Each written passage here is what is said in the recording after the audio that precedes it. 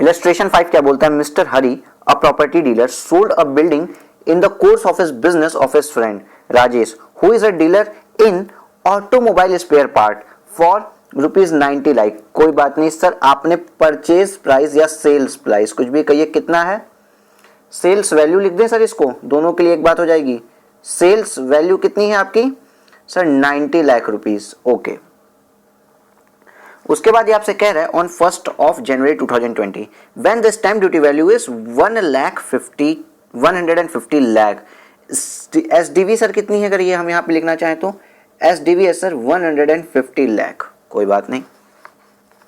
The agreement was however entered into 1/9/2019 when the stamp duty value was 140 lakh.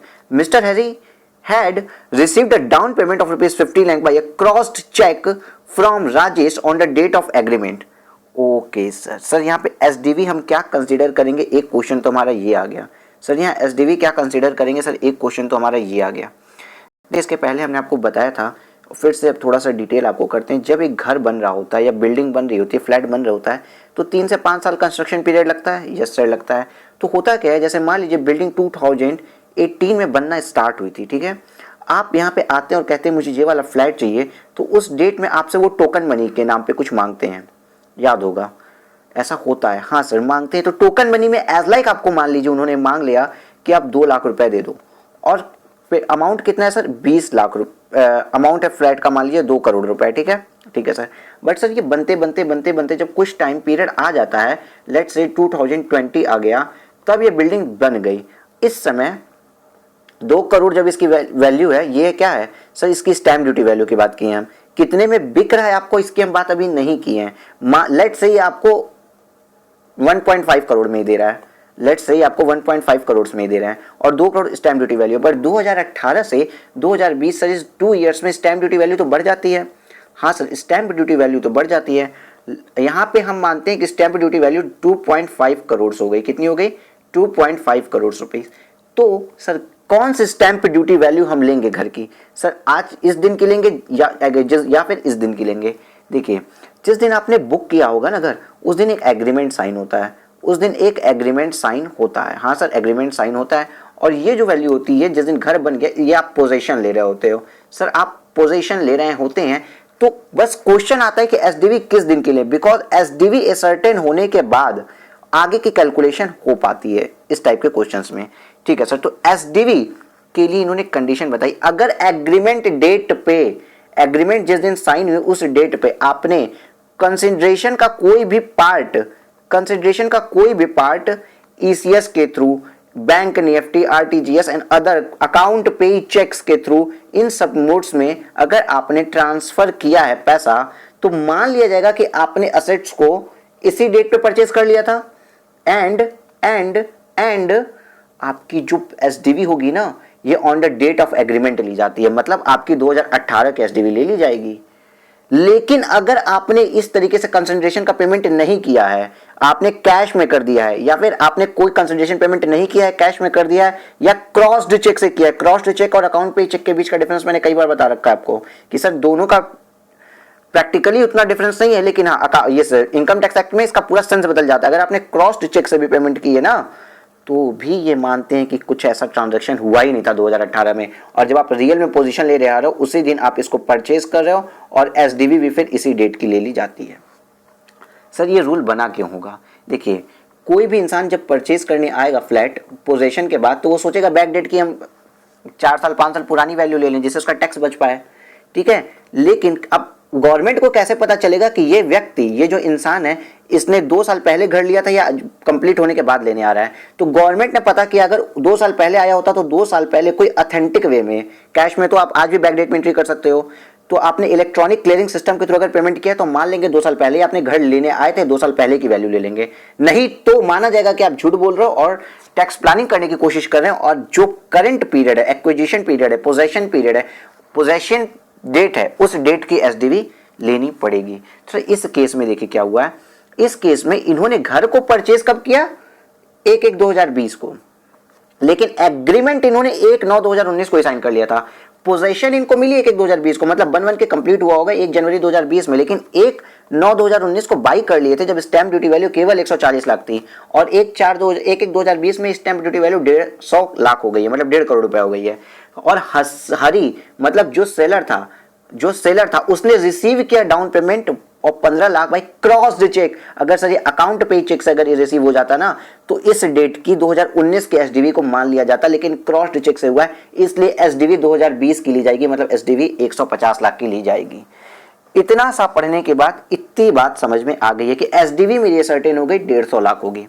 ठीक है sir, आगे क्या बोलता है, discuss the tax implication in the hands of Hari and Rajesh, assuming that Mr. Hari has purchased the building for 75 lakh on 12th July 2018। यार 75 लाख की ही हरी ने खरीदी थी। कुछ बात नहीं सर, कोई फर्क नहीं पड़ता। देखो पूरे क्वेश्चन में हुआ क्या है, ये है हरी और ये है राजेश। ठीक है, हरी क्या है, डीलर है। हरी क्या है, डीलर है। अब ये डीलर थे तो इन्होंने 12 जुलाई 2018 को बिल्डिंग खरीदी, परचेज की बिल्डिंग 75 लाख रुपीज में, और ये सोल्ड कर रहे हैं बिल्डिंग को 90 लाख रुपीज में। ठीक है, हरी की बात यहां पे आ गई। अब राजेश के साथ केस क्या हुआ, राजेश एसडीवी, जिस बिल्डिंग की एसडीवी 150 लाख हो गई है, उस बिल्डिंग को राजेश ने परचेज प्राइस कितना दिया राजेश के लिए, 90 लाख। ठीक है, यहां तक की बात समझ में आ गई सर। बट हमने एक बात भी पढ़ी थी अंडर सेक्शन 56(2)(10। सर हमने एक बात पढ़ी थी अंडर सेक्शन 56(2)(10 दैट कि अगर आपने इमूवेबल प्रॉपर्टी इनएडिक्वेट कंसंट्रेशन से ली है, इमूवेबल प्रॉपर्टी इनएडिक्वेट कंसंट्रेशन में ली है, देन आपके ऊपर कुछ अमाउंट टैक्सेबल हो जाता है। वो अमाउंट क्या होता है उसकी बात करते हैं। सर पहली बात, एसडीवी कितनी है, 150, एंड सर परचेज प्राइस कितना है, परचेज प्राइस है सर 90। तो सर टैक्सेबल क्या होता है, 50,000 और परचेज प्राइस का 5% विच एवर इज हायर। तो 90 लाख का 5% कितना होता है सर, 4.5 लाख। 4.5 लाख तो टैक्सेबल कितना होता है, के बाद छोड़ो, एग्जेम्पशन कितने की मिलती है, कितने रुपए की छूट मिलती है। तो सर यहाँ पे 4.5 लाख और 50,000 विच एवर, 4.5 लाख रुपए की छूट मिलेगी। कितने, 4.5 लाख रुपए की छूट, मतलब अगर आपका परचेज प्राइस प्लस 4.5 लाख जो है ये एक्सीड हो जाता है एसडीवी से, तो आपको छूट मिल जाएगी। बट सर एसडीवी और परचेज प्राइस के बीच का डिफरेंस आपका 60 लाख का है, 60 लाख का है, और गवर्नमेंट ऑफ इंडिया बोलती है कि अगर 4.5 लाख रुपए का ही सिर्फ ये डिफरेंस होता तो आपके ऊपर कोई टैक्स नहीं लगता। अगेन समझिए, एसडीवी और परचेज प्राइस के बीच का डिफरेंस 60 लाख है, और गवर्नमेंट कितने डिफरेंस को टैक्स फ्री करने को तैयार है, 5% ऑफ परचेज वैल्यू, मतलब 4.5 लाख रुपए या 50,000 विचेवर इज हायर, तो 4.5 लाख रुपए आ रहा है। गवर्नमेंट कहती है कि 4.5 लाख रुपए अगर आप एसडीवी से कम में भी लेते तो हम मान जाते हैं, लेकिन आपके एसडीवी और परचेज प्राइस के बीच में 60 लाख का डिफरेंस है, मतलब कुछ तो गड़बड़ है दया। तो यहां पे इन्होंने क्या कर दिया, जिसने परचेज किया है ना एसेट, मतलब कौन, राजेश। कहा जाता है कि राजेश आपने चूंकि एसडीवी से सस्ते में पा गए हैं ये चीज, इनएडिक्वेट कंसंट्रेशन में आपने कोई इमूवेबल प्रॉपर्टी ली है, तो डिफरेंस आपके हैंड में 56 टू 10 में टैक्सेबल हो जाएगा। डिफरेंस का 60 लाख रुपए राजेश के हाथ में टैक्सेबल हो जाएगा। यहां तक कोई आपको दिक्कत है तो बताइए। अभी तक ये पिछले ही चैप्टर का हमने बात की। ठीक है, ठीक है सर। और यहां पे आपसे इस क्वेश्चन में क्या पूछा है, would your answer be different if Hari was a share broker instead of property dealer. ये तो दूसरा पार्ट है, लेकिन पहले पार्ट में आपसे पूछा था हरी और राजेश के हैंड्स में क्या होगा, टैक्स का इम्प्लीकेशंस। तो हरी और राजेश के हैंड में टैक्स का इम्प्लीकेशन क्या होगा, तो हम पहले हरी के, अगर tax implication if mister Hari is a property dealer, अगर हरी प्रॉपर्टी डीलर तो राजेश के हाथ में टैक्स इम्प्लीकेशन क्या होगा। आइए, कहां गया, ये रहा। अच्छा एक बात बताओ, इन्होंने क्वेश्चन में हमसे पूछा कि हरी टैक्स डीलर है या हरी शेयर ब्रोकर है। अरे हरी कुछ भी हो, राजेश के ऊपर कोई फर्क पड़ना है क्या, राजेश की टैक्सेबिलिटी में कोई फर्क पड़ना है क्या उससे। सर राजेश के ऊपर कोई फर्क नहीं पड़ा है, क्योंकि राजेश क्या है, एक ट्रेडर है, किस चीज का, ऑटोमोबाइल ट्रेडर है राजेश। तो राजेश सीधी सी बात है परचेजर है प्रॉपर्टी का, जिसने इनएडिक्वेट कंसिडरेशन में प्रॉपर्टी परचेज की है। तो 60 लाख रुपीस पे उसको 56(2)(10) में टैक्स भरना पड़ेगा। Since Mr. Rajesh is a dealer in automobile spare part, the building purchased would be capital asset in his hand. ठीक है sir. The provision of 56(2)(10) would be attracted in the hands of mister Rajesh who has received immovable property being a capital asset for inadequate consideration and the difference between the consideration and stamp duty value exceed 4.5 lakh रुपए। क्या हो गया? 60 लाख रुपया था sir, दोनों का difference 4.5 lakh रुपए से एक्सीड कर गया था। Being the higher of 50,000 and 5% of consideration, मतलब सर 5,000 और 5% ऑफ कंसिडरेशन 90 लाख का से ज्यादा है। सो इसलिए क्या हो जाएगा? देयरफॉर, क्या पढ़िए therefore 60 lakh being the difference between the stamp duty value of the property on the date of registration, that is 150 lakh, and the actual consideration, that is 90 lakh, would be taxable under section 56(2)(10) in the hands of Mr. Rajesh, since the payment on the date of agreement is made by crossed check। ये सबसे बड़ी गलती, caution, आप crossed cheque देखिएगा और तुरंत समझ जाइएगा कि यहाँ पे कुछ भी बेनिफिट नहीं होगा। एंड नॉट अकाउंट पे चेक, ड्राफ्ट, ईसीएस और through such other prescribed electronic mode. ठीक, हाँ सर ये बात तो ठीक है।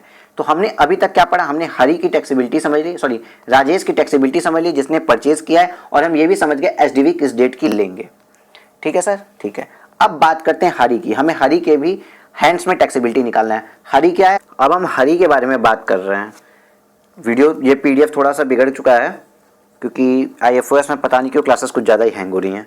चलिए राजेश के बारे में जब हम बात करते हैं, सर राजेश के बारे में हमने सारी बात कर ली, अब हम हरी के बारे में बात करेंगे। मतलब सर कोई भी ट्रांजैक्शन जब भी होता है, कोई भी ट्रांजैक्शन सर जब भी होता है, हम लोग दो लोगों के बारे में बात करते हैं, या तो फिर परचेजर जिसके थ्रू हमने परचेज की है, परचेज करने वाले, या तो सर सेल्स करने वाले। यहाँ पे परचेज हमने किया था, किसने किया था? राजेश ने किया था।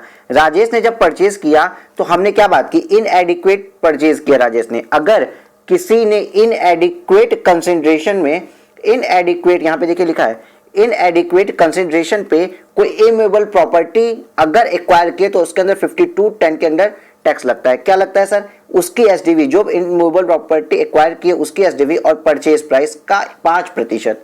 ठीक है, अगर परचेज प्राइस का 5% और एसडीवी के बीच का डिफरेंस, मतलब परचेज प्राइस का 5% और एसडीवी और परचेज प्राइस के डिफरेंस से ज्यादा है तब तो ओके। मतलब परचेज प्राइस का 5% सर 4.5 लाख था, तो हमें छूट कितने की मिलेगी? 4.5 लाख और 50,000, विच एवर इज हायर। तो 4.5 लाख रुपए पर अगर हम जोड़ते हैं एसडीवी प्लस 4.5, 5%, मतलब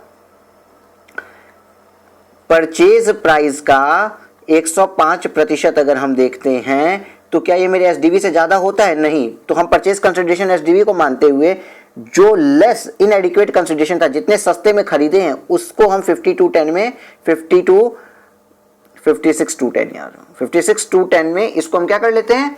टैक्सेबल बना देते हैं। सर यहां तक की बात एकदम क्रिस्टल क्लियर रही है हमारी। ओके, लेकिन लेकिन लेकिन लेकिन अब आपकी जो नई वाली बात आ रही है ना, वो असली मजेदार है सर। ये तो हो गई सर परचेजर की बात, मैं यहाँ पे लिख देता हूँ। चलिए अब सर सेल्स जो किया है उसके लिए क्या? हमारे इसमें बोला है ना कि मिस्टर हरी ने भी सेल्स किया है, और हरी की हमने 2 कंडीशन बताई है। हरी अगर डीलर है, किसमें? बिल्डिंग का डीलर है, मतलब बिल्डिंग खरीदने बेचने का व्यापार करता है, या फिर अगर हरी कुछ और है, मतलब अगर शेयर ब्रोकर समझिए, ठीक है, शेयर ब्रोकर है, मतलब डीलर नहीं है। अगर हरी डीलर है जो बिल्डिंग का काम करता है, मतलब उसका बिजनेस किस चीज का है? उसका बिजनेस ही बिल्डिंग खरीदने बेचने का है, मतलब वो पीजीबीपी में इनकम जाएगी। और अब मैं जो बात बताने जा रहा हूं वो कुछ ज्यादा इंपॉर्टेंट है। गवर्नमेंट क्या कहती है कि कोई गवर्नमेंट कहती है किसी ने परचेज किया है या किसी ने सेल्स किया है, कोई भी ट्रांजैक्शन हम मानेंगे कि एसडीवी से नीचे नहीं हुआ है। तो अगर परचेज किया था एसडीवी के नीचे तो 56(2)(10) के अंदर इनएडिक्वेट कंसिडरेशन के तहत मैंने इसके ऊपर क्या लगा दिया? बोलो टैक्स लगा दिया। बट सेल्स वाले के ऊपर सर कहां लगेगी? तो सेल्स वालों में भी 2 कंडीशन आ गई।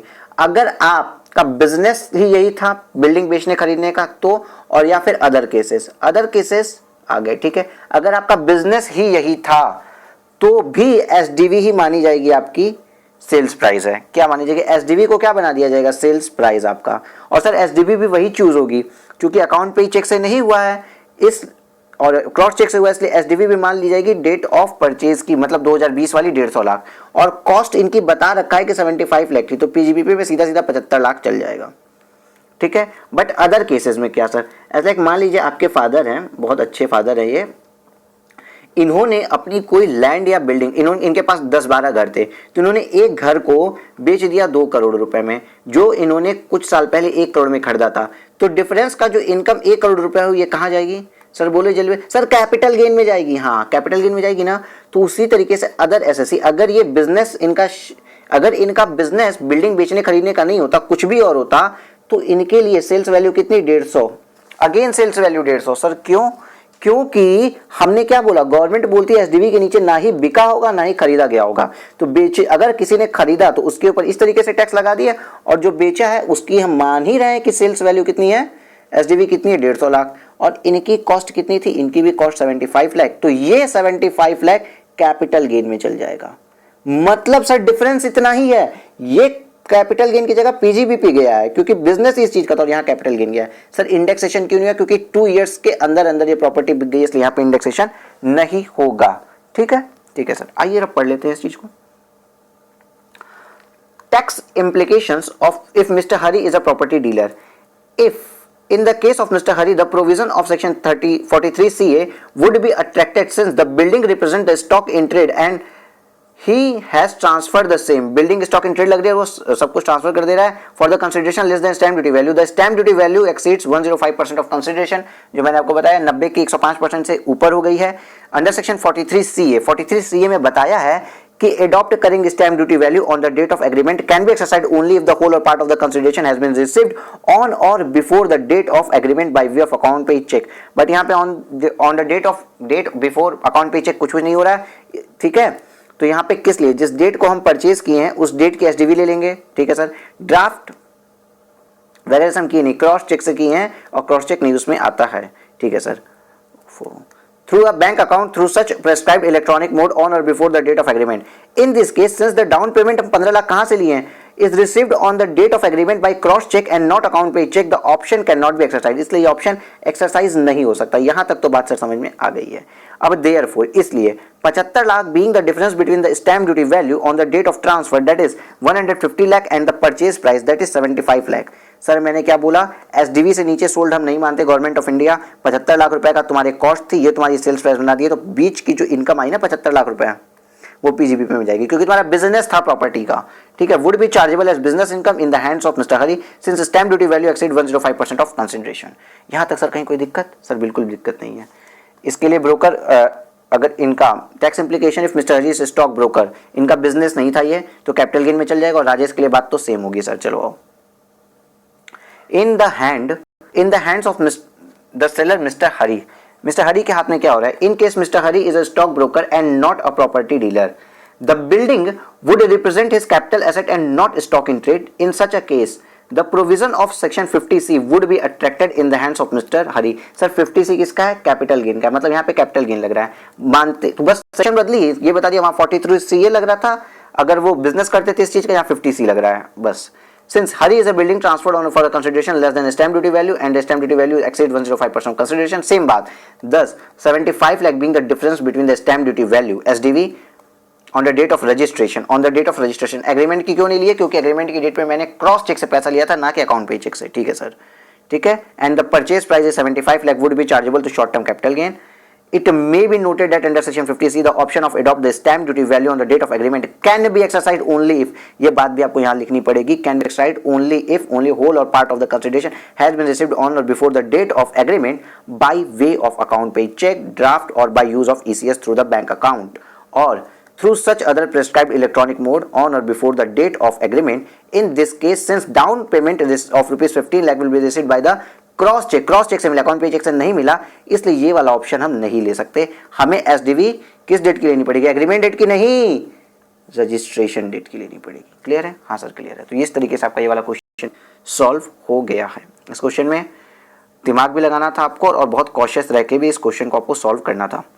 नेक्स्ट क्वेश्चन पे कौन से आए बताइए जल्दी। क्वेश्चन नंबर 6 आ गया। इलस्ट्रेशन 6 बोलता है interest on enhanced compensation received by mister the previous year 19-20। Sir इसके लिए मैं आपको बताता हूँ इनहैंस्ड कंपनसेशन को क्या आप जानते हैं? आप में से कितने लोग इनहैंस्ड कंपनसेशन के बारे में जानते हैं?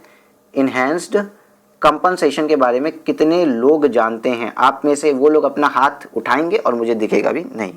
ठीक है सर, व्हाट्सएप कर देना, जानते हो कि नहीं। चलो देखो होता क्या है सर, मान लो एग्जांपल ये रोड थी सर, यहाँ पे घर एक बड़ा प्यारा सा घर था, बट रोड को चौड़ा करना था सर, ये रोड होने लगी थी चौड़ी और घर को करना पड़ गया डिस्ट्रॉय। तो डिस्ट्रॉय करना पड़ा, तो घर के जो मिस्टर ओनर थे इनको गवर्नमेंट ऑफ इंडिया ने पैसा दिया कि भैया ये लो 2 करोड़ रुपए और चलो निकल लो यहाँ से। बट ये बोलते नहीं, मेरे घर की कीमत 3 करोड़ थी। अब ये चला गया भाई कोर्ट में, कहाँ गया, कोर्ट में। जब ये कोर्ट में चला गया तो कंपनसेशन इनको 2 करोड़ मिला था, कोर्ट ने बोला नहीं नहीं आपको कुछ ज्यादा कंपनसेशन मिलना चाहिए, लीजिए 50 लाख का और कंपनसेशन, ठीक है। तो ये जो 50 लाख का और कंपनसेशन मिला ना, इसको कहते हैं इनहैंस्ड कंपनसेशन। क्या बोलते हैं, इनहैंस्ड कंपनसेशन। अगेन बोलिए, इनहैंस्ड कंपनसेशन। और ये इनहैंस्ड कंपनसेशन उसी ईयर में टैक्सेबल होता है जिस ईयर में ये रिसीव होता है, जिस ईयर में ये रिसीव होता है। और अगर इस इनहैंस्ड कंपनसेशन में कोई इंटरेस्ट आ गया, मतलब मान लो इनहैंस्ड कंपनसेशन के लिए बोला गया 2019 में पे कर दो, 2018 में पे कर दो, बट ये गवर्नमेंट ऑफ इंडिया ने 2020 में पे किया और 2018 से 2020 तक का आपको इंटरेस्ट भी पे किया। तो इंटरेस्ट, अगर इनहैंस्ड कंपनसेशन पे कोई इंटरेस्ट मिलता है तो वो इंटरेस्ट पे भी हमको डिडक्शन मिलती है अप टू 50% की। बस इतना सा कंसेप्ट है। आइए क्वेश्चन पे आते हैं। चलिए 5 लाख का क्या मिला, इंटरेस्ट ऑन इनहैंस्ड कंपनसेशन। चलो इनहैंस्ड कंपनसेशन पे यहाँ पे आपको 5 लाख का इंटरेस्ट मिल गया। Out of this interest 1.5 lakh relates to the previous year 16-17 and 1,65,000 relates to the previous year 17-18। मतलब 5 लाख रुपए आपको इनहैंस्ड कंपनसेशन मिला है, जिसमें 16-17 का भी मिला है, 17-18 का भी मिला है और 18-19 का पता नहीं मिला कि नहीं, लेकिन 19-20 का भी आपको मिल चुका है। ठीक है, ठीक है sir. And 1,85,000 relate to previous year 18-19। Okay, previous year 18-19 का ही मिला है। मतलब सर आपको 3 साल का प्रीवियस ईयर का मिला है। 1,85 प्लस 1,50 प्लस 1,65 क्या कितना आता है, प्लीज कैलकुलेट करके एक बार क्रॉस चेक करेंगे मेरे साथ आप लोग please. 150 plus 165 plus 185 sir 3 lakh. मतलब 19-20 का कुछ नहीं है, सब पुराने ईयर्स का आपको मिला हुआ है पैसा। ठीक है सर। अब जो एक बात याद रखेगा, अगर इनहैंस कंपनसेशन जब मिलता है तब टैक्सेबल होता है, तो इंटरेस्ट ऑन इनहैंस कंपनसेशन जब रिसीव्ड होगा तभी टैक्सेबल होगा। तो कब मिला है सर, ये प्रीवियस ईयर 19-20 में मिला है। इसके ऊपर, इसका मतलब इसके ऊपर टैक्सेबिलिटी भी प्रीवियस ईयर 19-20 में आएगी। Discuss tax implication if any in such interest income for the assessment year 2021। जी हाँ सर बिल्कुल, entire interest 5 lakh would be taxable in the hands in the year of receipt. In the year of receipt आपको क्या लिखना है, in the year of receipt, most important line, in the year of receipt पे ही taxable होगा in previous and 1920। तो interest on enhanced compensation under section 56 to 8 5 lakh, but less deduction under section 57 for 50%। Enhanced compensation पे जितना interest मिलता है, ये income tax act जो हमारा है 1961 उस पे 50% का डिडक्शन भी देती है 57(4) में। तो 2-2.5 लाख रुपए का डिडक्शन मिल गया। बाकी जितना अमाउंट है वो किस पे, interest chargeable under the head. Head बताओ, सैलरी में नहीं सर, सैलरी में नहीं जा सकता, हाउस प्रॉपर्टी में नहीं जा सकता, पीजीबीपी में भी नहीं जा सकता सर, कैपिटल गेन में नहीं जा सकता। कहाँ जाएगा, आईएफओएस में sir, income from other sources में इंटरेस्ट आपका टैक्सेबल हो गया 2.5 लाख रुपए। क्लियर, हाँ सर क्लियर। अब प्रैक्टिकल क्वेश्चन खोजते हैं हम। क्वेश्चंस अब एक्सरसाइज प्रॉब्लम्स में आते हैं, तो हम पहले एक्सरसाइज प्रॉब्लम की प्रॉब्लम नंबर 3 देखेंगे। क्वेश्चन नंबर 3 जस्ट अभी हमने रीड किया, उसी से रिलेटेड है। वहाँ पे आपने जो क्वेश्चन पढ़ा उसमें मिस्टर जी था, यहाँ पे मिस्टर गोविंद है। On 10/10/2019 Mr Govind, a bank employ, receive 5 lakh towards interest on enhanced compensation from state government in respect of compulsory acquisition of his land effected during the financial year 13-14। 13-14 का कोई कंपनसेशन इनको मिला, उस वो था, उस कंपनसेशन पे इंटरेस्ट इनको 5 लाख रुपए मिल गया। ठीक है, ठीक है सर, मतलब ये इंटरेस्ट का पोर्शन है। हाँ sir, out of this interest 1.5 lakh rupees relates to financial year 14-15, 1,65,000 relates to 15-16 और 1,85,000 रिलेट्स टू 16-17। सर किसी से भी रिलेट्स करता हो, जिस ईयर में मिला उस ईयर में टैक्सेबल होगा। ठीक है, तो 14-15, 15-16, 16-17 से में कोई मतलब नहीं, अभी आपने बताया ये बात। अब आगे की लाइन न्यू है थोड़ी सी।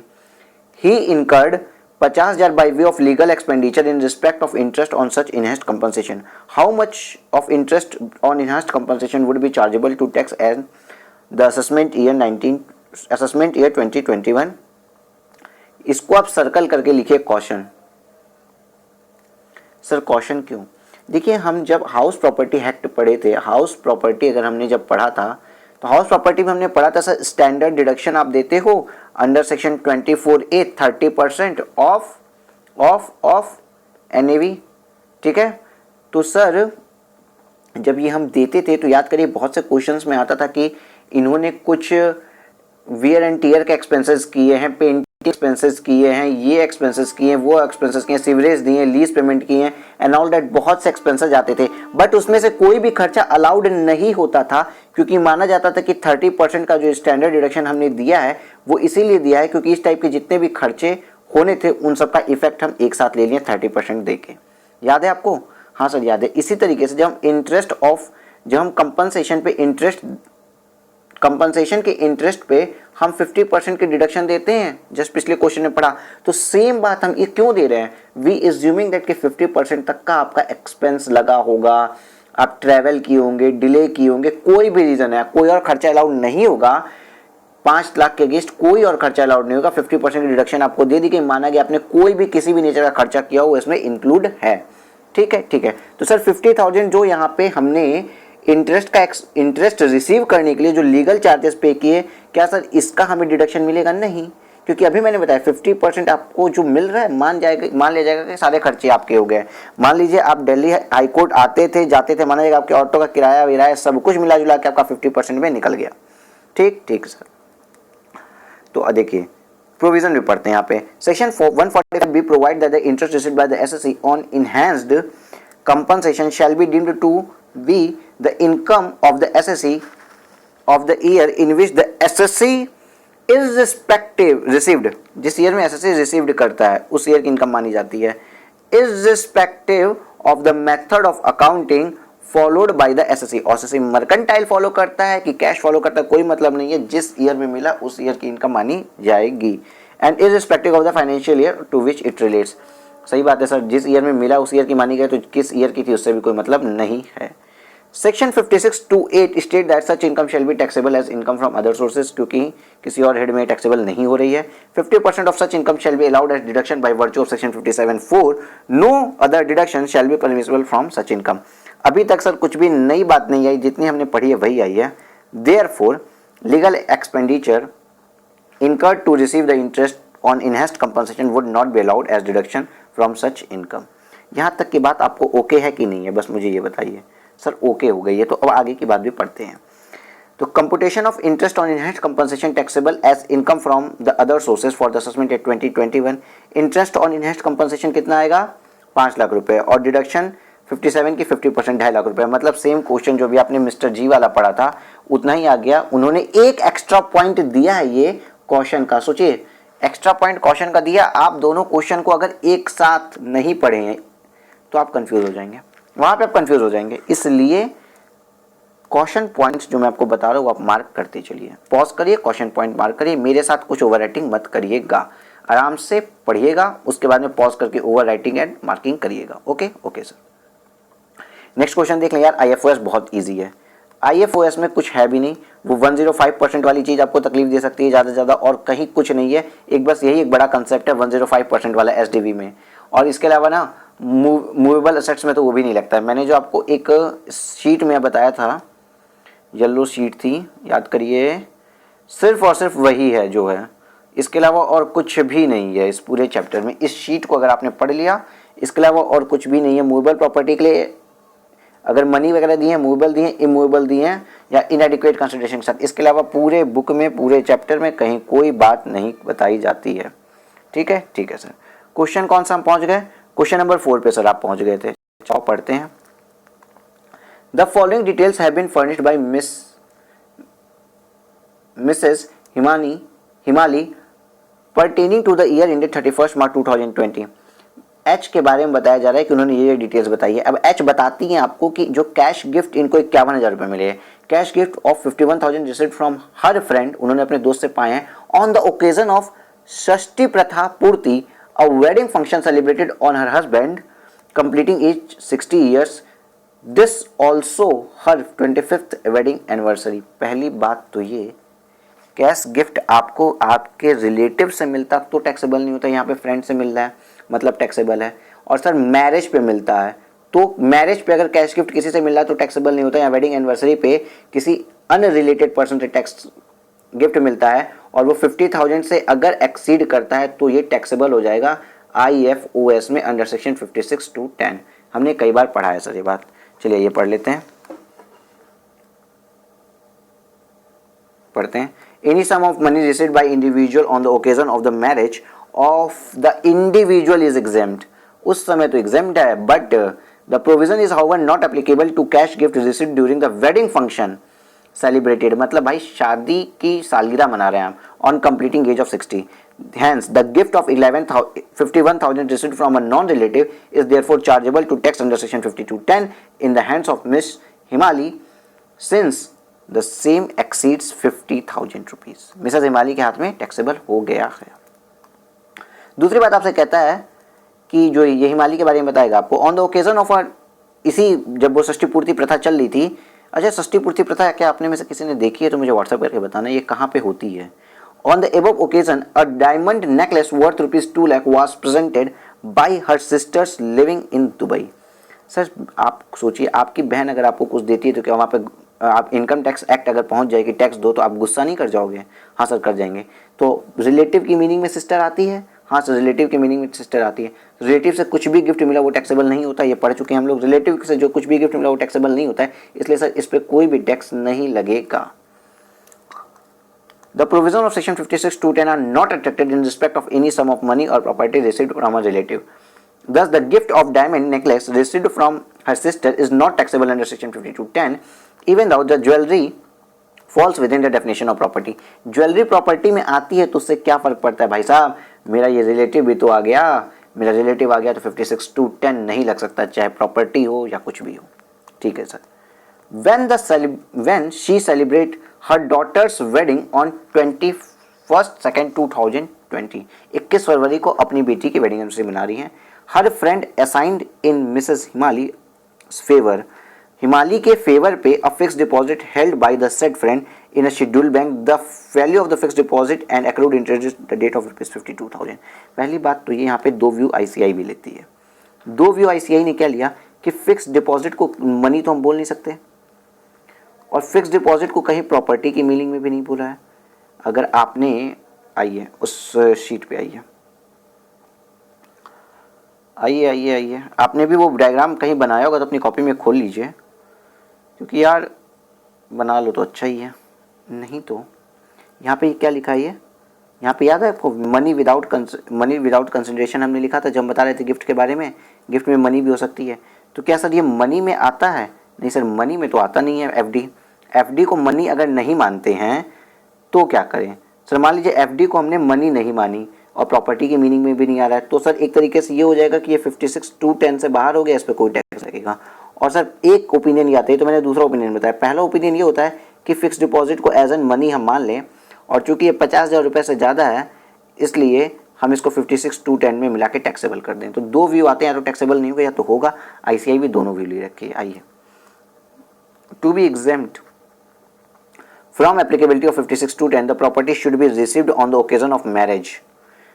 अगर हमको एग्जेम्प्ट करना है 56(2)(10) को, तो हमको मैरिज पे मिलना चाहिए ऑफ द इंडिविजुअल को मिलना चाहिए जिसकी मैरिज हो रही है, not that of the individual sons और डॉटर, ना कि इंडिविजुअल के बेटा बेटी के शादी पे। ठीक है, therefore this exemption provision is not attracted in this case. Any sum of money received without consideration by an individual is chargeable to tax under section 52(10). कोई भी मनी जो हमें मिली वो चार्जेबल टू टैक्स होगी under section 52(10) if the aggregate value exceed 50,000 in a year. अगर पूरे साल भर में 50,000 रुपये से ज़्यादा हो चुका है। वैसे तो यहाँ पहले ही बार में दिखा दिया था 51,000 रुपये ज़्यादा हो चुका है। Sum of money has however not been defined under section 56(2)(10). देखिए 56(2)(10) में मनी तो बोल दिया, सम ऑफ मनी वहाँ जो वर्ड लिखा है, मैंने आपको मनी लिखा था, वहाँ पे वर्ड लिखा है सम ऑफ मनी, कि सम ऑफ मनी अगर विदाउट कंसिडरेशन आपको मिल रहा है नॉन रिलेटिव से तो वो टैक्सेबल हो जाएगा। लेकिन सम ऑफ मनी होता क्या है, इसको डिफाइन नहीं किया 56(2)(10). सबसे बड़ी बात तो ये है, ये डिफाइन ही नहीं किया है 56(2)(10). Therefore, there are two possible views in respect of the value of fixed deposit assigned in favor of Mrs. Himali. पहला व्यू हम ये ले सकते हैं कि the first view is that fixed deposit does not fall within the meaning of sum of money, कि fixed deposit मेरी जो एफडी थी वो सम ऑफ मनी के मतलब में आती नहीं है, and therefore the provision of section 56(2)(10) are not attracted. It may be noted that fixed deposit is also not included in the definition of property. हाँ सर, पहला व्यू हम ये ले लिए 56(2)(10) हम नहीं अप्लाई करेंगे, और दूसरा व्यू हम ये लेंगे कि fixed deposit assigned in favour of missus Himali falls within the meaning of sum of money received. दूसरा व्यू हम ये ले लेंगे, तो दोनों व्यू हम लेके सॉल्व कर सकते हैं। सॉल्यूशन यहाँ से स्टार्ट हुआ तो आपको भी दोनों व्यू लेने हैं। इंपॉर्टेंट और रिवीजन दोनों यहाँ लगा लीजिए यहाँ पे कोई क्वेश्चन पॉइंट नहीं आएगा, लेकिन हाँ ये क्वेश्चन इंपॉर्टेंट है क्योंकि थोड़ा हटके क्वेश्चन है ये। ठीक है सर। अब हम चलेंगे income assessable as income from other sources. तो अगर हमने पहला व्यू लिया है, ये वाला व्यू लिया है, तो ये वाली लाइन पढ़ी है। In the first view taken the total income chargeable to tax under IFOS would be 51,000 being the cash gift received from a friend on her Shashti Poorthi pratha. क्यों? क्योंकि सर 3 में हमने बोला ये भी नहीं आता है और ये तो वैसे भी एग्जाम्प्ट है हमेशा के लिए। रिलेटिव से जो मेरा 56 to 10 में एग्जाम्प्ट है, तो मतलब केवल 51,000 ले लिया। बट अगर हमने कहा ये सम ऑफ मनी में आता है तो 51,000 और प्लस 52,000 मिला के IFOS में जाएगा। अगर हमने दूसरी ली तो ये आएगा, दूसरा अगर हमने ले लिया तो ये आएगा। क्या आ रहा है? As per the second view of the provision of section 56 to 10 would also be attracted in respect of the fix deposit assigned by him, IFOS में चल जाएगा, टैक्सेबल हो जाएगा हिमालय के हाथ में 1,03,000। कौन सा? 51,000 रुपये जो फ्रेंड से मिला षष्ठी पूर्ति प्रथा के टाइम, और 52,000 रुपये ये FD वाला। ठीक है सर। क्या ये चैप्टर बहुत ज़्यादा इजी है और ये एक नेक्स्ट इजी क्वेश्चन पढ़ते हैं। Examine the following transaction in context of income tax act 1961। Transactions को समझना है। Mr B transferred 500 shares of P limited to Messrs R and company on 10/10/2019। ठीक है sir. For 3 lakh when the market price was 5 lakh. The index cost of acquisition of shares of Mr B was computed at 4,45,000। The transfer was not subject to security transaction tax. भाई साहब, transfer अगर security transaction tax के साथ नहीं हुआ है, इसका मतलब क्या होता है सर? इसका मतलब सीधी बात है कि आपको शेयर्स बेचने पे जो 1 लाख रुपए वाली एग्जम्पशन मिलती थी ना, वो नहीं मिलेगी। ठीक है, क्योंकि ये शेयर्स कौन से? अनलिस्टेड है या अनक्वाटेड शेयर है। अनक्वाटेड शेयर है। कौन से हैं? अनक्वाटेड शेयर्स। ठीक है सर। ठीक है, तो यहाँ पे सर हुआ क्या है और इसको क्लियर कैसे करें? सर क्लियर कैसे करें, यहाँ पे आइए, मैं समझा रहा हूँ आपको। हुआ कुछ यूँ है कि आप देखिए, जब भी कोई फॉर ट्रांजैक्शंस, कोई भी एक ट्रांजैक्शन हुआ, क्या हुआ? ट्रांजैक्शन हो गया। हुआ ये कि फेयर वैल्यू कितनी थी शेयर्स की? फेयर वैल्यू कितनी थी? जल्दी बताइए। अब आपका काम है जल्दी बोलना। सर 5 लाख रुपए फेयर वैल्यू थी। अब हम बता रहे हैं कि परचेजर ने, जिसने परचेज किया, मतलब बी एंड कंपनी, शायद परचेजर का नाम था। प्लीज बताइए परचेजर का नाम क्या था? शायद बी एंड कंपनी नाम था। चलिए, मेशर्स बी कंपनी जो थी, इसने परचेज किया 5 लाख रुपए का शेयर फॉर कंसिडरेशन। कितना दिया इसने? जल्दी बोलिए। कंसिडरेशन सर दिया इसने 3 लाख रुपए। सर अगर हमने कोई प्रॉपर्टी, पहली बात तो सर क्या शेयर्स आते हैं प्रॉपर्टी में? हाँ sir, share and security, sculpture, art, any work of art, archaeological collection, Boolean and all that आपने बताया था कि आते हैं। तो शेयर्स सर प्रॉपर्टी में आ गए। सर ये प्रॉपर्टी में आ गए। अब सर दूसरी चीज हम देखेंगे, सर क्या प्रॉपर्टी हमने इनएडिक्वेट कंसिडरेशन में ली है? अरे सर हाँ, इनएडिक्वेट कंसिडरेशन में लिया। 5 लाख रुपए की चीज को सर हमने 3 लाख रुपए में लिया, हमने इनएडिक्वेट कंसिडरेशन में लिए। ठीक है, पहली चीज हमने ये देखा प्रॉपर्टी है, दूसरी चीज हमने देखा इनएडिक्वेट कंसिडरेशन में लिए, तीसरी चीज देखिए क्या इनएडिक्वेट कंसिडरेशन में जो ली है उसका बेनिफिट 50,000 रुपए से ज्यादा है, मतलब fair market value less consideration. क्या 50,000 रुपए से ज्यादा है? हाँ सर, यहाँ 2 लाख रुपए है। 2 लाख रुपए है तो यहाँ पे 56 to 10 आ जाएगा। परचेजर के पास कैसे टैक्स लगेगा? 56 to 10 आ जाएगा। और सर अगर ये चीज़ अगर कोई इमूवेबल प्रॉपर्टी होती ना, तो फिर वो 105% वाली बात आ जाती। बट क्योंकि मूवेबल प्रॉपर्टी है ये प्रॉपर्टी मूवेबल, इसलिए 105% वाली बात नहीं आएगी। सर परचेज जिसने किया था बी एंड कंपनी के हाथ में, उसने सस्ता खरीद लिया, प्रॉपर्टी को सस्ता खरीद लिया। ये इनकम टैक्स में टैक्स प्लानिंग का स्कोप हो सकता है, इसलिए प्रॉपर्टी को सस्ता खरीद लिया तो भी डिफरेंस के अमाउंट पे टैक्स दो। 56 to 10 में कितने रुपए पे टैक्स लग जाएगा? जल्दी बताइए। सर 2 लाख रुपए पे टैक्स लग जाएगा क्योंकि 50,000 से ज़्यादा का डिफरेंस है। ठीक है सर, 56 to 10 में इनके ऊपर 2 लाख रुपए का टैक्स लग गया। अब सर एक और पार्टी तो थी, ये जो भाई साहब बी हैं, सर बी ने सोल्ड भी किया है। बी के लिए सेल्स वैल्यू कितनी है सर? बी ने 3 लाख रुपए में सोल्ड किया, लेकिन हम मान लेंगे कि बी ने कितने में सोल्ड किया? 5 लाख रुपए में ही सोल्ड किया है। अभी आपको बताया है इसके पहले भी रीजनिंग। और इंडेक्स कॉस्ट ऑफ एक्विजिशन निकाल के दी हुई है कि 4 लाख कितने हैं? प्लीज चेक करिए। 4 लाख कितना है? प्लीज चेक करिए, 45,000 है। 4,45,000 इंडेक्स कॉस्ट ऑफ एक्विजिशन निकाल के दिया है। सर इनको कितने का बेनिफिट हो गया? सर 55,000 रुपए का बेनिफिट हो गया है।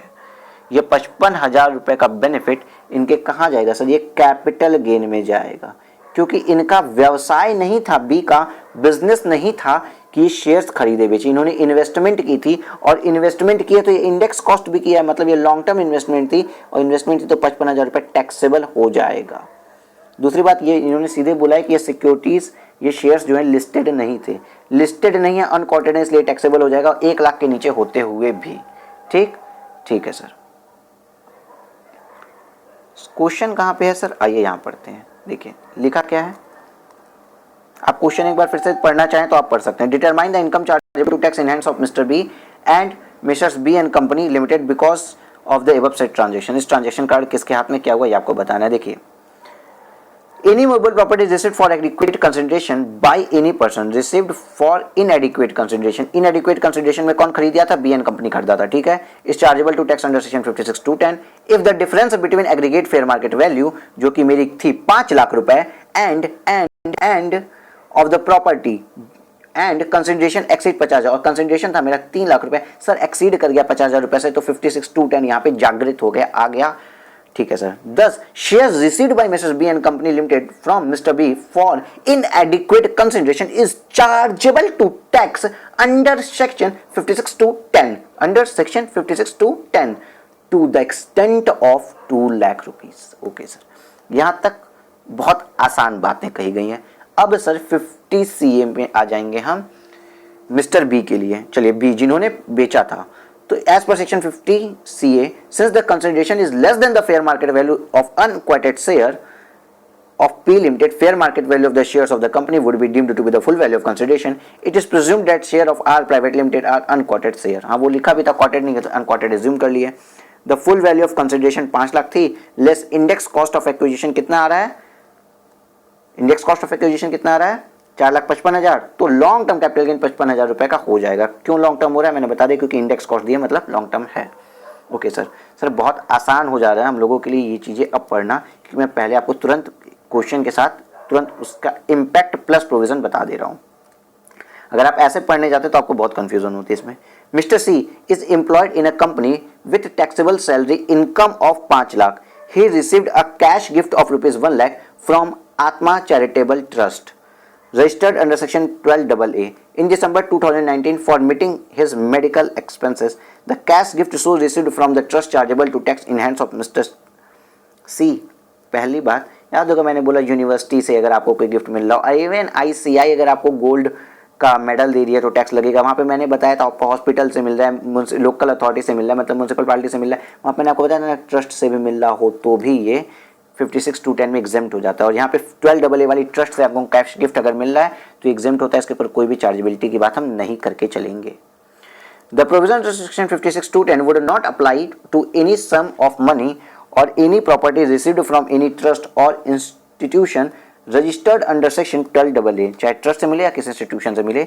Therefore the cash gift of ₹1 lakh received from Atma charitable trust being a trust registered under section 12AA for meeting medical expenses would not be chargeable to tax under section 56(2)(10) in the hands of Mr. C।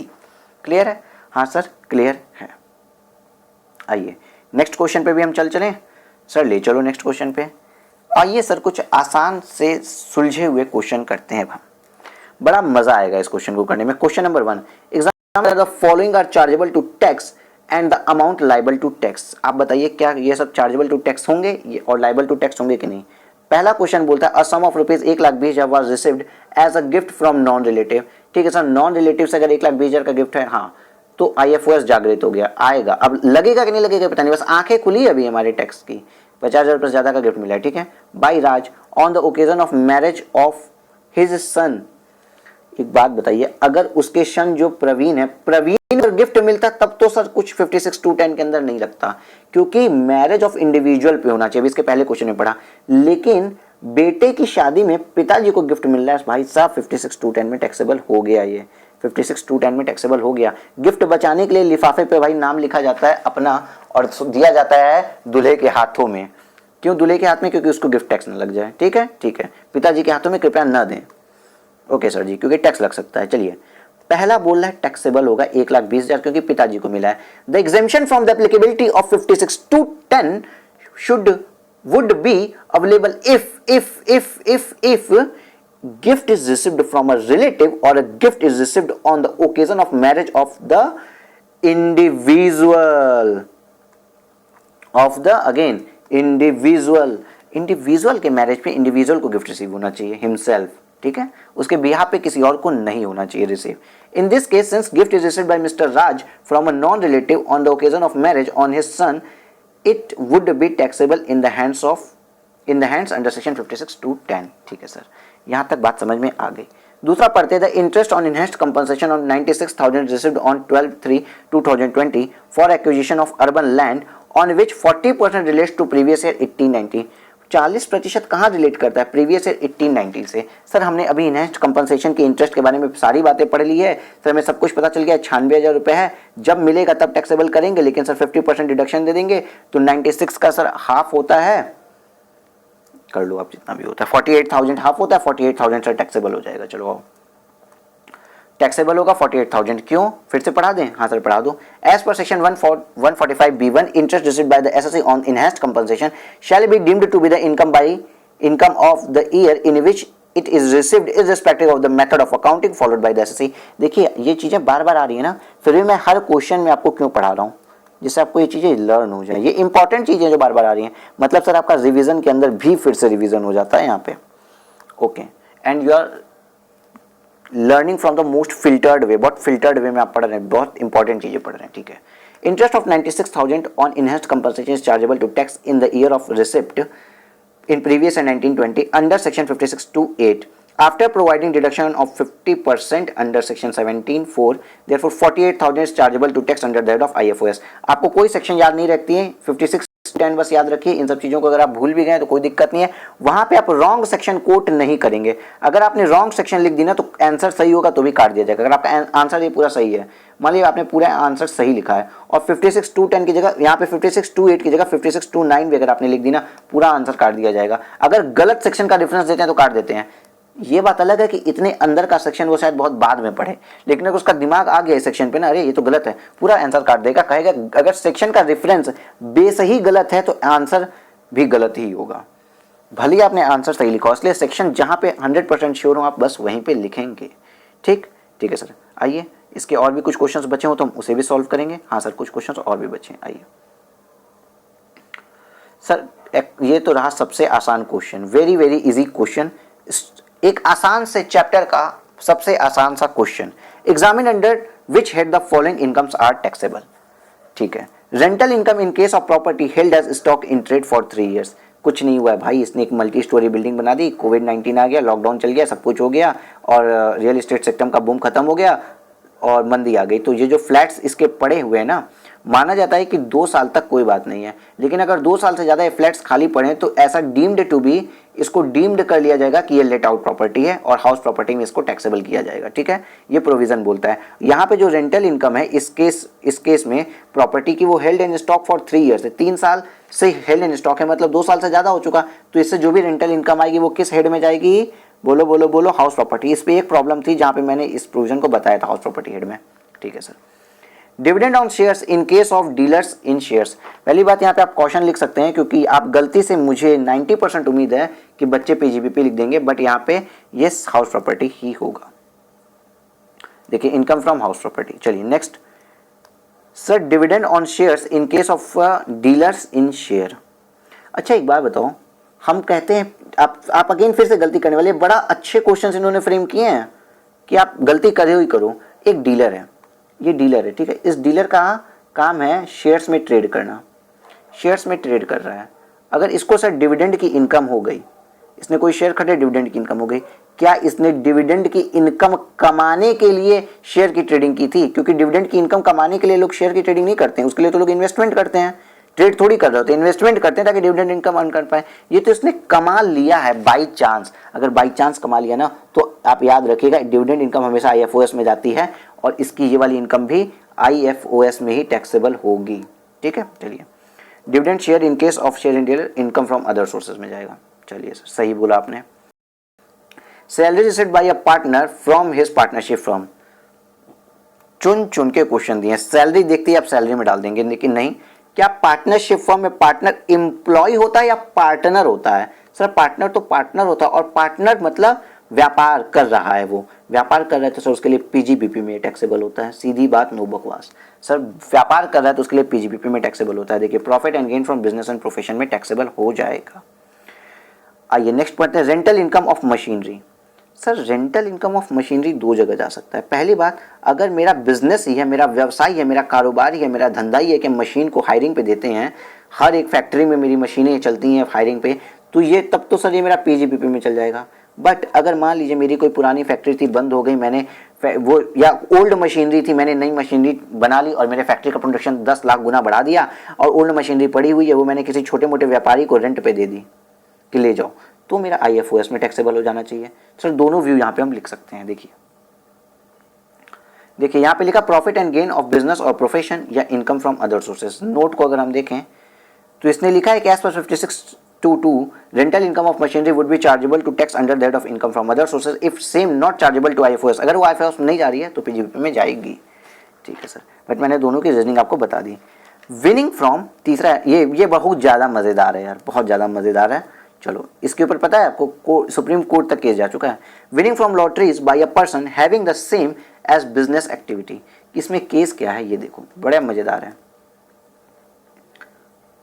मटका lottery क्या है यहाँ पे, मटका lottery वाला, ए lottery ले लो। मटका lottery वाला क्या था, लॉटरी के टिकट्स बेचता था। ये है पूरी टिकट के पत्ते। सर क्या है ये, क्या मजाक कर रखे हो सर आप, टिकट हम लोग को भी बिकवा दो ना। ये टिकट बेच रहा था, टिकट बेचा बेचा बेचा बेचा बेचा बेचा ऐसे बेचता जा रहा है, बेचता जा रहा है, बेचता जा रहा है, बेचता जा रहा है, बेचता जा रहा है, बेचता जा रहा है, बेचता जा रहा है, बेचता जा रहा है। बट सर इतनी टिकट इसके पास बच गई, इसके पास बच गई 1 2 3 4 5 टिकट सर बच गई। अब क्या हुआ, ये जो चौथे नंबर की टिकट थी ना, ये खुल गई इसकी, इस पे प्राइज मनी मिल गया, इस पे प्राइज मनी आ गया। तो ये बोल रहा है कि ये प्राइज मनी जो मिला, क्या ये इसके पीजीबीपी में टैक्सेबल हो जाएगा। अब अगेन बताइए, क्या ये लॉटरी खोलने का व्यापार करता था या लॉटरी बेचने का व्यापार करता था। सर लॉटरी बेचने का व्यापार करता था, तो अगर लकी ड्रॉ निकल गया तो भाई साहब वो तो आईएफओएस में ही जाएगा, विनिंग फ्रॉम लॉटरीज में वो जाएगा, कहीं पीजीबीपी में नहीं जाएगा। आईएफओएस की बात भी छोड़ दो, वो विनिंग फ्रॉम लॉटरीज में चल जाएगा। देखिए winning from lotteries by a person having the same as business activity IFOS में चलेगा, विनिंग फॉर लॉटरी में चल जाएगा। ऐसा नहीं होगा कि बिजनेस इनकम नहीं है वो उसकी। ठीक है सर, हाँ। Salary payable to a member of Parliament, MP को जो सैलरी देते हैं वो कहाँ जाएगी, सोचिए सर। फिर अगेन चुन चुन के इन्होंने क्वेश्चंस निकाले हैं, बहुत अच्छा ये क्वेश्चन फ्रेम हुए चुन चुन के। और इस पे पता है मैं आपको बता दूं तो इस पे एमसीक्यू बनेगा, इस पे कम 2 एमसीक्यू या मिनिमम 1 एमसीक्यू उनको डालना ही डालना है इस पे एमसीक्यू बेस बनेगा। इसीलिए आइडियोलॉजी समझिएगा। सर एक बात बताइए, आप सैलरी देखते सैलरी डाल देंगे कि एमपी को सैलरी मिलती है, बेसिक पे उनका होता है, सब कुछ सही बात है, 60,000 अराउंड उनका बेसिक पे होता है, सब कुछ पता होता है सबको। बट सर पार्लियामेंट में वो एमपी एम्प्लॉयड होता है क्या सर, एम्प्लॉयड होता है या अपनी सर्विसेज दे रहा होता है। आप अगेन सोचिए सर, एम्प्लॉयमेंट एम्प्लॉई और एम्प्लॉयर का रिलेशनशिप है क्या सर वहां पे। सर उसका एम्प्लॉयर कौन है, एमपी का कोई नहीं है सर। सर मतलब एम्प्लॉयर और एम्प्लॉय रिलेशनशिप वहां एग्जिस्ट ही नहीं करता है, तो सैलरी हेड में तो आप डाल ही नहीं सकते। सर आपने पढ़ा होगा कि एमपी जो है वो अपनी सर्विसेज दे रहा होता है, वो एम्प्लॉयड नहीं होता है। इवन आपने जीएसटी में पता है क्या पढ़ा है, जीएसटी में आपने पढ़ा है कि एमपी एमएलए और अदर स्टैट्यूटरी पोस्ट की सर्विसेज एग्जेम्प्ट होती है। याद आया कुछ, हाँ सर याद आया। तो ये सर्विसेज दे रहा होता है, तो इसको मिलने वाली जो सैलरी है ना वो आईएफओएस में जाएगी, ना कि सैलरीज हेड में। आइए, salary payable to a member of Parliament IFOS में चल जाएगा। ओके सर, नेक्स्ट क्वेश्चन पढ़ें। हाँ, रिसिप्ट विदाउट कंसिडरेशन, कुछ भी आपको मिल गया, रिसिप्ट विदाउट कंसिडरेशन। सर इतना पढ़ने के बाद कुछ समझ में आ रहा है सर, रिसिप्ट विदाउट कंसिडरेशन किस चीज का क्या, बोलिए। चलिए कुछ चीज़ों का इस तरीके से देखते हैं। रिसिप्ट विदाउट कंसिडरेशन सर क्या है ये, समझ में नहीं आ रहा। अच्छा छोड़ो, पैसा मिला है ना, हाँ, तो इनकम टैक्स एक्ट यहाँ पे आके बोलेगा हमको हमें टैक्स दो, आके बोलेगा हमें टैक्स दो। जैसे इनकम आपको होती है इनकम टैक्स एक्ट आ जाता है, कहता है हमें टैक्स दो। डेविल कम्स, तो क्या टैक्स, ठीक है भाई तुमको कैसे टैक्स दें, क्या तुम मेरी सैलरी हो, नहीं, ठीक है, मेरा व्यापार हो, नहीं। रिसिप्ट हो गया विदाउट कंसिडरेशन, नहीं, व्यापार भी नहीं है, पीजीबीपी भी नहीं है। हाउस प्रॉपर्टी से आया, नहीं, ओके, कैपिटल गेन है, नहीं। तो सर जो कहीं नहीं आता वो हमेशा कहाँ आ जाता है, आईएफओएस में, तो इसको आईएफओएस में टैक्सेबल कर देंगे। देखिए रिसिप्ट विदाउट कंसिडरेशन आईएफओएस। चलिए नेक्स्ट देखते हैं। In case of retirement interest on employees contribution if provident fund is unrecognised. Sir recognised के बारे में हम पढ़े तो हमने बताया था, अगर अनरिकॉग्नाइज्ड है तो इसको इसका बेनिफिट नहीं मिलता और इस पे होने वाली इनकम आईएफओएस में टैक्सेबल हो जाएगी, क्योंकि सैलरी में जा नहीं सकती। याद रखिएगा, यहाँ सैलरी में नहीं जा सकती, यहाँ पे आप कॉशन डालिए, बल्कि बाकी जगहों पे तो आप ब्लंडर मिस्टेक करेंगे, बट यहाँ पे आप हल्की सी मिस्टेक कर जाएंगे, इसलिए कॉशन डालिएगा, गलती से सैलरी मत दे दीजिएगा इसको, ठीक है सर, क्योंकि टर्म ऑफ एम्प्लॉयमेंट के बाद की बात हो रही है यहाँ पे। एम्प्लॉयमेंट के बाद भी फिलहाल आप प्रोविडेंट फंड का पैसा तो ड्यूरिंग द एम्प्लॉयमेंट भी निकाल सकते हैं, बट आप इतना जानिए यहाँ रिटायरमेंट बोल भी दिया था, ठीक है sir. Rental income in case of a person engage in the business of letting out of properties, मतलब ये आदमी है, बहुत पैसे वाला है, ये 8-10 बंगलो रखा हुआ है, इसका काम ही है लेटिंग आउट करना, तो अगर इसको कोई रेंटल इनकम आ रही है, लेटिंग आउट इनकम आ रही है, तो पीजीबीपी में टैक्सेबल होगी ना। हाँ सर, जैसे कि मान लीजिए शादी होती है, तो शादी में जो मैरिज हाउस होते हैं उनका वो क्या करते हैं, रेंट पे तो देते हैं, तो उनकी बिजनेस रेंटिंग की इनकम कहाँ आती है, पीजीबीपी में, ठीक है सर, समझ में आ गया। हाँ ठीक है, देखिए पीजीबीपी में आ गया ये, क्योंकि rental income in case of person engage in the business of letting out, अगर उनका बिजनेस इस चीज का है तो उनकी इनकम पीजीबीपी हेड में टैक्सेबल हो जाएगी। बहुत अच्छा क्वेश्चन था और ये चैप्टर बहुत आसान था। ओके, लगता है इस चैप्टर में कोई क्वेश्चन हमारे नहीं बचे हैं। चलिए, आपकी ये IFOS की भी सीरीज यहाँ खत्म हो गई। अब इसके बाद हम क्लबिंग के क्वेश्चंस करेंगे, चैप्टर नंबर 5 पढ़ रहे होंगे आप लोग मेरे साथ ही। यार देखो 30 आवर्स अराउंड हमारा टारगेट रहा है अभी तक। ये टारगेट कहाँ तक जाता है हमें भी नहीं पता, बट 30 आवर्स का टारगेट रहा है अभी तक के लिए। तो अब हम क्या करेंगे सर, आप ना मेरे साथ ही इस सब्जेक्ट को ख़त्म कर दो। आप ये सब्जेक्ट मेरे साथ पढ़ के साइड कर लीजिए, और जब क्लासेस चल रही हैं तो वीडियो चल रहा है तो आप बैठ के बुक पे अंडरलाइनिंग लिखिएगा मत, कुछ मत करिएगा, केवल वीडियो देखिएगा। पॉज करने के बाद क्वेश्चन पढ़ के आपको जो करना है कर लीजिए, underline, draw and all that, chart banana. But मेरे साथ आप इस अपने पेपर को ख़त्म कर दीजिएगा, क्योंकि ये आपका लास्ट पेपर है, पेपर नंबर 4 होता है। तो शुरुआत के 3 पेपर्स को पढ़ने के चक्कर में ये पेपर नंबर 4 ना करीबन 25 दिन पहले आप पढ़ना छोड़ चुके होते हैं। जब 25 दिन पहले पढ़ना छोड़ दिए यार, तो मेरे साथ पढ़ के खत्म कर दो। मोस्ट इफेक्टिव वे में आप काम कर रहे हैं। और पता है, अगर आपने मेरे साथ ये क्लासेस कर ली ना, तो एग्जाम के जस्ट 1 डे बिफोर आप टोटल क्लासेस 10 आवर्स में रिवाइज कर लेंगे विद सारे क्वेश्चन। 210 क्वेश्चन आप 10 घंटे में कर लोगे सिर्फ बैठ के। 210 क्वेश्चन 10 घंटे में कर लेंगे सिर्फ बैठ के, सोचिए। तो आप ये क्लासेस मेरे साथ करिए और ख़त्म कर दीजिए मेरे साथ ही सॉल्व करके भी। ओके, मिलते हैं नेक्स्ट चैप्टर में। Take care, bye bye and stay safe, happy reading.